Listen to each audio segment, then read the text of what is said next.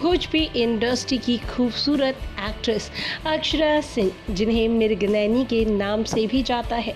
जी हाँ, उन्होंने भोजपुरी इंडस्ट्री में अब खलबली मचा दी है। दरअसल में अब अक्षरा सिंह का जलवा अब आपको भोजपुरी इंडस्ट्री के साथ साथ पंजाबी सॉन्ग में भी नजर आने वाला है।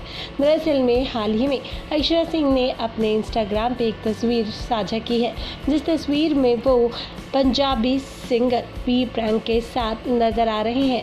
साथ ही साथ उन्होंने कैप्शन बॉक्स में जो लिखा है उससे ये साफ जाहिर हो रहा है कि वो अब इस पंजाबी सिंगर के साथ बहुत जल्द पंजाबी सॉन्ग करती हुई नजर आएंगी।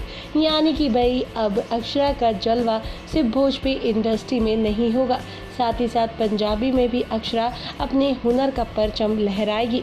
जी हाँ, अक्षरा ने इस तस्वीर को साझा करते हुए लिखा है कि भगवान आपको आशीर्वाद दे, more power to you. Akshara के फैंस काफ़ी ज़्यादा एक्साइटेड हैं अक्षरा के इस नए सॉन्ग को लेकर के। अब देखना ये है कि अक्षरा इस नए गाने के ज़रिए कितना धमाल मचाती है।